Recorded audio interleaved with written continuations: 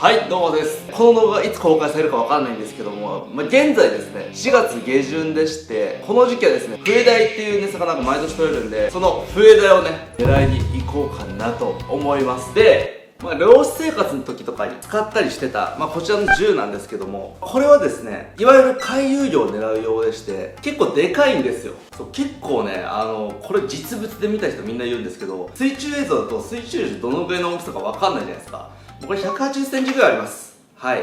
むちゃくちゃでかいですね。重さもね、結構重たい。10キロぐらいあります。なんで沈まないのかと言いますと、これね、ボディが木でできてるんですけど、木はね、水より軽いんで浮きますということで、重いからね、沈むってわけではないんですね。この水中をね、実は使ってるってことをみんな知ってもらいたくて、今日はね、冒頭でこれをね、撮ってます。で、笛鯛はですね、穴の中にいるんですね。穴の中にいるんで、これだとね、やっぱり取り回しがしづらいということで、今日はですね、これより一回り小さい、こちらの水中銃を使って狙っていこうと思います。笛鯛は結構ね、難易度高めで、そして、味がかなりいいと言われてる魚なんでね、取れたらいいなっていう感じなんですけども、頑張ってね、狙っていこうかなと思います。ということで、早速、行きましょうか。というわけで、船を出して笛鯛がいるポイントへ出発。笛鯛は結構群れでいるんですけど、めちゃくちゃ警戒心が高くて、岩の隙間に追い込まないとなかなか取れないんですよ。そして難易度通り超がつくような高級魚でもあります。今日は久しぶりの動画すぎるんで、冒頭はちょっとね、雑談させてください。2月にですね、某暴力事件でですね、鼻を折られたじゃないですか。で、これはね、1ヶ月ちょっとでね、潜れるようになったんですよ。で、この映像はですね、鼻を折られた後の映像です。普通にね、水深20メーターまで潜れましたよ。そう、だからさ、整形も1ヶ月ぐらいしたら治るのかなと思ってたら、全然治らない。4月26に整形して、今6月9日なんですけど、まだ全然痛い。殴られたよりも全然痛い。ということでですね、2ヶ月も海に入れていなくて、マサルの潜りたい欲が爆発寸前でございます。ただね、6月の20日から魚つきの予定入れちゃったんですよ。もう楽しみ。めちゃめちゃ楽しみ。早く行きたい。さて本編に戻りましょうか。沖永良部島の笛鯛はですね、結構群れで行動してるんですけども、警戒心が高くてすぐ岩の中にね、隠れちゃうんですよ。で、入っていった岩の中をくまなく探して、で、見つけた瞬間にぶっ刺すっていうような、結構瞬発力のいる魚つきなんですね。なんかもう見てるだけで体力仕事なんですけど、これね、だいたい水深15から18ぐらいあるんじゃないかな。で、この深さを何度も往復するんで、結構ね、体力の消耗が激しいですね。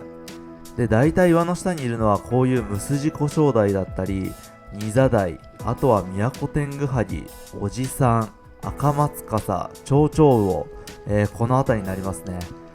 この魚でも取ればいいんじゃないのって思うかもしれないんですけど、取った瞬間に笛鯛が現れるとか結構あるんですよ。で、割と深いんで上がるまでもね、結構時間がかかります。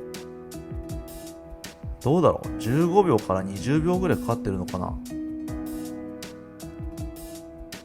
意外と海面がなかなか見えてこない。見えてきました。そしてここで3分ぐらい息を整え、ひたすら潜っていきます。と、ここで何かを見つけた模様。何がいるのでしょうか。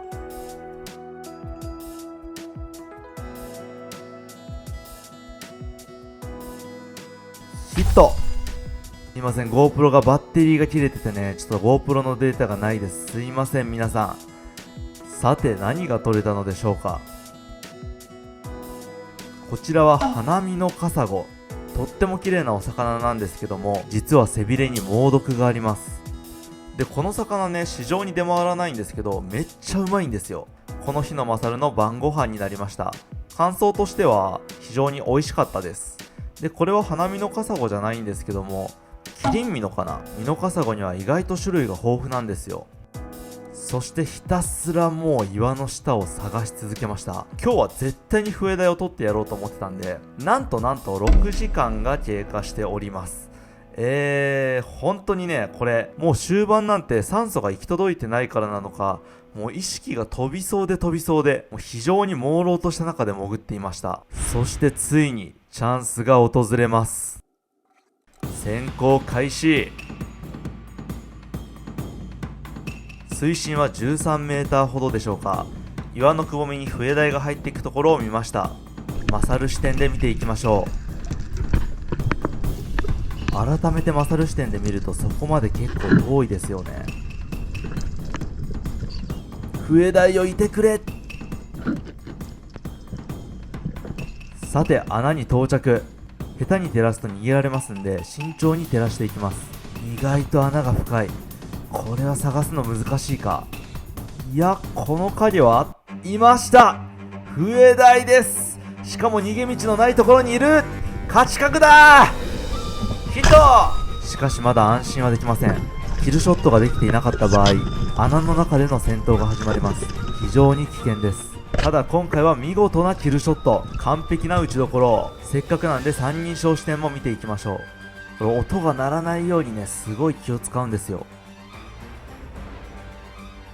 穴にゆったり入って狙いを定めてヒット。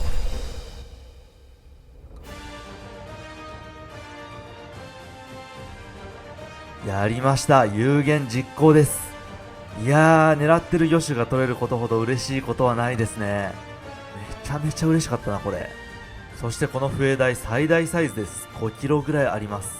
世の中脳天締めや神経締めというものがありますが、素潜りでしかできないこのゲートを生きたまま円髄にぶち込むこのキルショットは、それら2つよりはるかに鮮度劣化を防ぐことができます。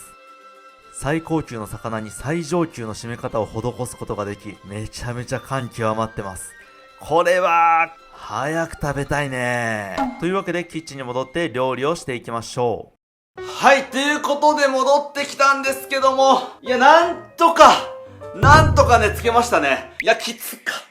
夜、久しぶりに潜れるようになりましたって言ってたところから、あれ2時間潜って、次の日動けなくなってたんですけど、今回6時間、笛台取るのにね、かかりました。正味ね、もう最後らへん、これもう無理なんちゃうんかな。諦めかけてたところ、まさかのナイスショットでしたね。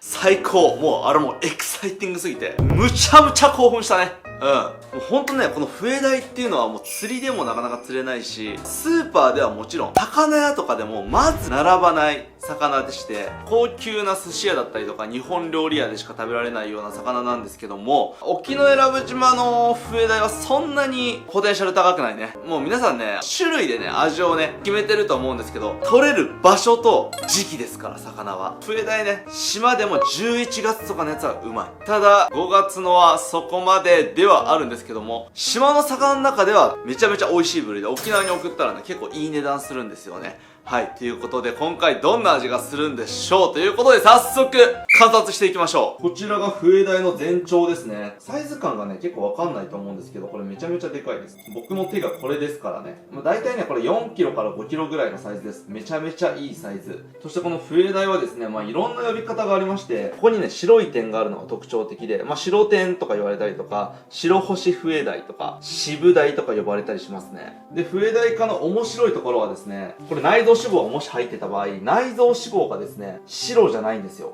黄色だったりオレンジだったりするんですね。笛台科の魚は大体内臓脂肪の色が変な色してて、めちゃめちゃうまいです。で、ここが内跡ですね。これは突き抜けた場所なんですけど、狙ったのはね、こっからバシュって刺って、このまま突き抜けて脳天に貫通したっていう。でも、これがね、一番魚としては鮮度のいい状態ですね。キルショット。一切暴れさせてない最高の鮮度の状態です。1日経ったんですけど、死後硬直し始めたぐらいですね、まだ。今日はですね、築市だけに伝わる秘伝の調理方法、石鯛ロールという、この調理方法で食べてみようと思います。最近ね、レジェンド築市の方とね、会う機会がありまして、もうこの調理方法で食ったらもうマジでうまいからみたいな感じで言われて、食べたらめちゃめちゃうまかったんで、今日はそれをね、紹介しようかなと思います。ということでね、早速、調理していきましょう。はい、それでは鱗を落としていきましょう。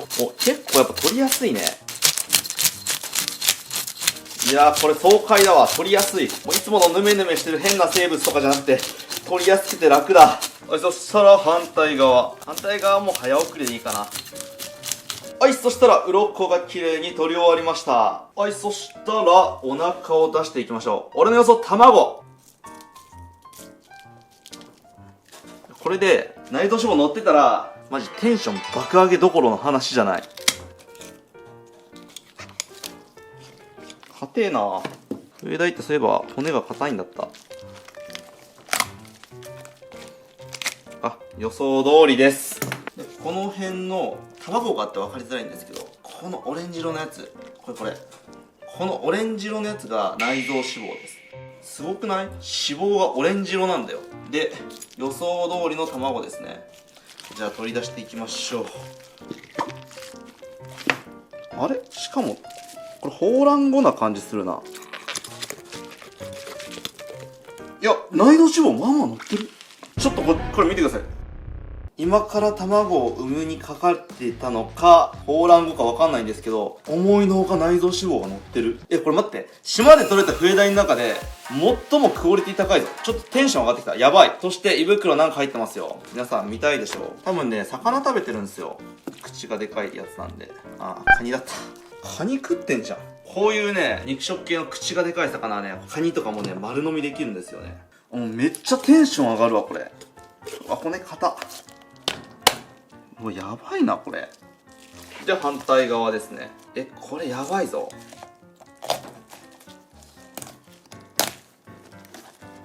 冬鯛ね、マジ骨硬いんで、これはもう、へし折った方がいい。よいしょ。よいしょー。皆さん、体力の限界が近づいています。もう、震えてきてる。はい。これで頭が外し終わりました。では、血合いを取り除いていきましょう。はい、綺麗になりました。はい、それでは3枚におろしていきましょう。ちょっとここら辺めっちゃではないが脂が乗っている。じゃあおろしていきましょう。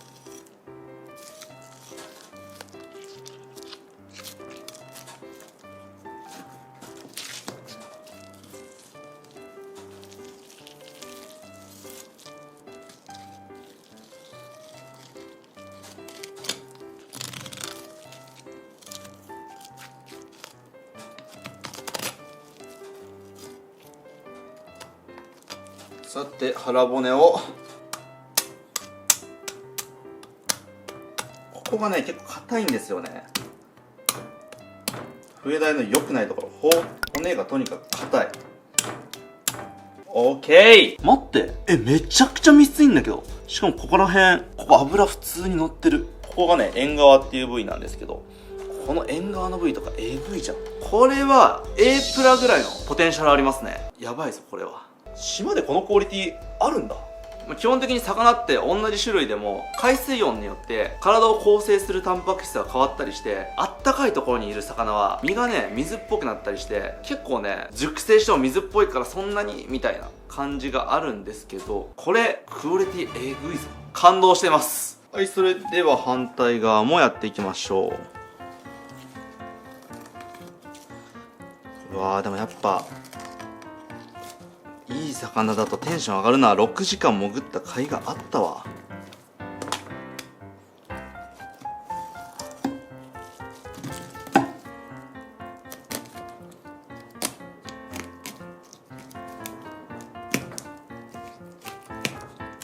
バカ硬えな。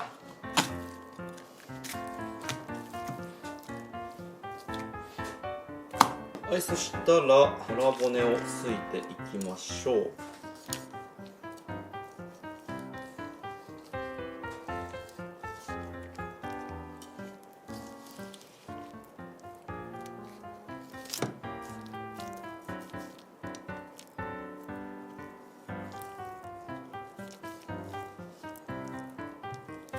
オッケー。じゃあ血合い骨を取っていきましょう。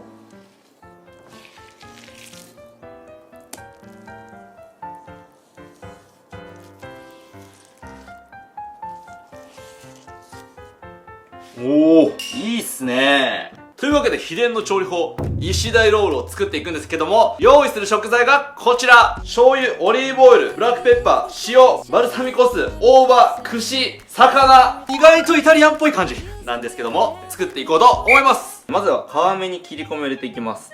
このね、石鯛ロールは皮が硬い魚ほどうまいです。冬鯛はめちゃめちゃ皮が硬いです。南イスズミとかもしかしたらあんま何にしてもね美味しくないんですけど、もしかしたらこの料理にすれば美味しくなるのかもしれない。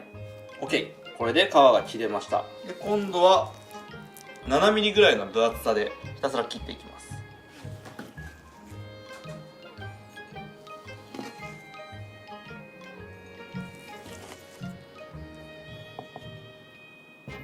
せっかくなんでこれ味見してみます。僕のマサルの黒糖醤油、甘口の醤油でね食べてみようと思います。いただきます。いやこれポテンシャルえぐいわ。これ塩で食っても美味しいぐらいうまいわ。うまいな。あと2日だな。2日熟成させたら完成する。うわでも今日は石鯛ロール作る。笛代6時間かけて取ってよかった。もうなんか帰りたいなって気持ちも正直めちゃめちゃあったんですよ。もう笛代は逃げ込む穴があっち側と繋がってるかどうかっていう、複雑かどうかっていうのが結局運ゲーなんで。よいしょ。はい、背伸び切り終わりました。これね、都内の寿司屋でこんだけ食べたら1回2000円ぐらいするから、2000円かける14、15、16、17、18、19、20、21、22。はい、お値段44,000円になります。これで寿司握ったら。もっと薄く切るけどね、寿司だったら。さて、これを贅沢に使っていきましょう。じゃあ大葉を切っていきましょう。で、半分に切っていきます。OK。はい、次、こちら、串を用意しましょう。刺すものを準備していきます。まず、笛代、大葉で巻いていきます。で、また大葉で笛代で、これを刺す。で、この作業を永遠に繰り返していきます。これが笛代の石鯛ロールですね。魚好きの、人たちはね、石鯛が大好きですからね。もう全部料理名石鯛ロールにしちゃったんでしょうね。なんかもう魚好き界隈の脳筋具合が伺えますよね。笛代の石鯛ロールっていうね。疲れた。ここから塩コショウを振っていきます。ほらー。次、岩塩。普通に塩でもいいです。まあ、このまま食べても美味しそうなんですけど、ここからソースを作ります。まずは、オリーブオイル。で、バルサミコ酢。で、醤油。で、まず炙っていきます。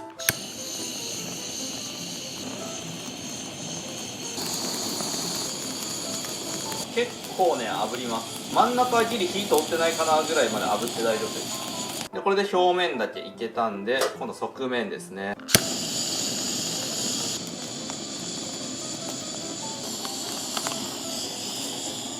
はい、これで4側面すべて焼き上がりましたと。で、ここからですね、ソースを塗っていきます。まあ、ハケがある人はハケで、まあ、こんな感じですね。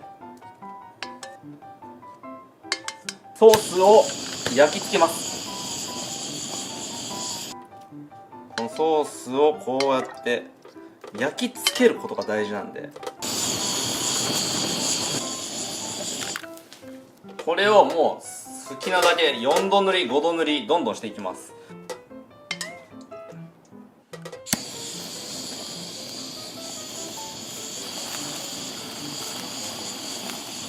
でこれでソースベタ付けして、ラストはしっかり乾燥させてやりましょう。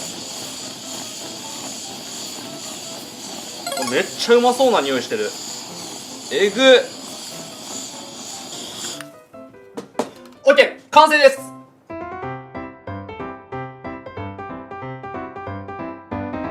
はい、というわけで完成しました。イシダイという魚はですね、本当に何でも食べる雑食性の魚でして、カニとか貝とか食べてるイシダイはですね、すごく美味しいんですけども、ヒトデとかね、藻類とか食べてるイシダイはね、すごい臭いんですよ。特に夏場はね、めちゃめちゃ臭いんですけども、どんなに臭いイシダイでも、この調理法にすればうまいということから、イシダイロールと名付けられたそうです。島の中では最高級個体の笛鯛でやってしまうのがもったいない感じありますけども、どんな味なんやろうな。楽しみや。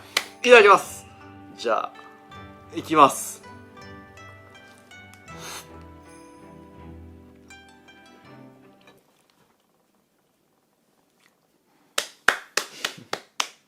これ、うまい界の中でも上位レベルです。ちょっと感動するわ、ぐらいの味します。最初の口に入った感じのパンチが結構ね、ワイルドなんですけど、大葉があることでそのワイルドさをいい感じに和食っぽくしてくれてて、で、笛鯛って皮が硬いんですけど、噛めば噛むほど旨味が出てくる。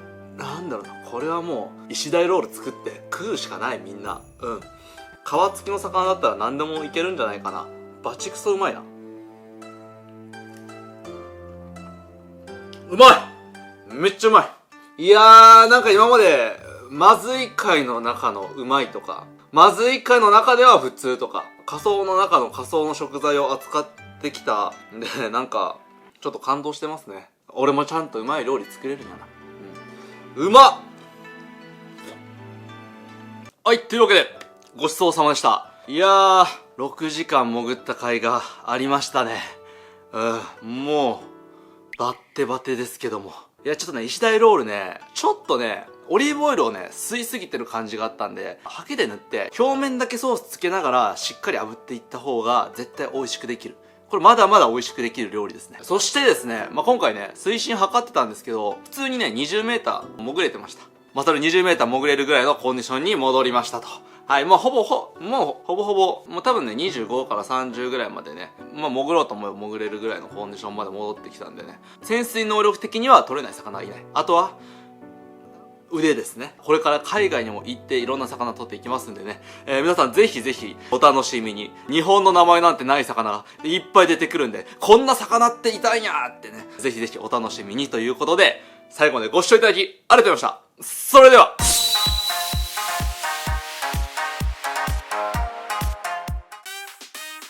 腹減ったな。そういえばやばい漁師にもらったやつ美味しいのかな。なんだこの食べ応えは。硬さが常時を逸している。噛めば噛むほど溢れ出す旨味という名の爆弾が口の中で爆発して止まらねえ。しかもこれで太らないだって。ダイエット中の私でも食べれるの最高すぎる。美味しい。